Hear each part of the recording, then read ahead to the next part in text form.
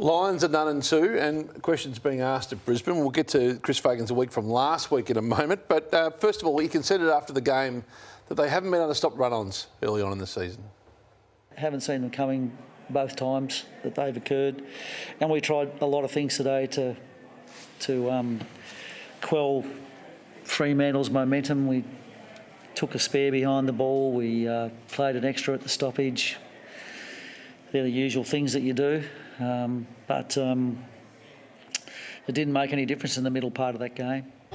Two bad losses, and a few players got found out over the weekend too. This is McInerney being taken back as a ruckman by Luke Jackson and had no idea what he was doing. So he talked about momentum and having things thrown at you. This was another one which wasn't. This was Jared Berry who got caught back in defence at one point as well. So players being dragged back. So you think this is coaching or players? This is both, but this is coaching from Fremantle in a sense. This is Jackson doing it to him again. Watch Oscar McInerney getting lost. So I think in terms of momentum, he's right. He's tried some things that hasn't worked. Two horrible losses came the way. They could be up by so much against two sides they should beat, and losing that way, it's a real concern. He's frustrated. This was almost a bizarre reaction to the Lachie Neale press conference last week from Chris Fagan.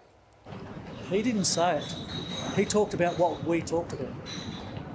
And if you listen closely to the interview, that's what you'll hear. We watched the vision and we identified the things that we didn't like, the behaviours that we didn't like, the efforts that we didn't like. And all Lachie did the other day was report that back. He wasn't giving his opinion. And I'm talking to all of you here and everyone else that's in the media.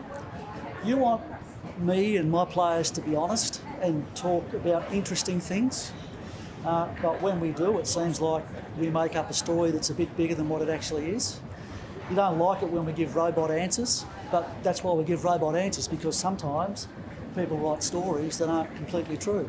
Yeah, he definitely read those comments differently than I. This is what Lachie Neale said. We chose some easy options, a little bit lazy on defence sometimes. We didn't dig in, and basically you are letting your teammates down. It was lauded for it, Hutchie. So I read it as a player who's done everything individually, who desperately wants to win a premiership, and he's putting it on his teammates. They know they've got their list to be able to do it, and they're not going to cop what they served up losing a game that they were leading by 46 points. So he was probably trying to defend his player, and all coaches do that really well. But as you say, no one was criticising. But no one was Chris criticising. looks under enormous pressure to me, Matthew. He does, and you raise the point again, is it talent over system? So do they rely on talent more than any other team in the competition? Because they had no Lachie Neale on the weekend, and they were smashed. Are you saying their system's a bit simple?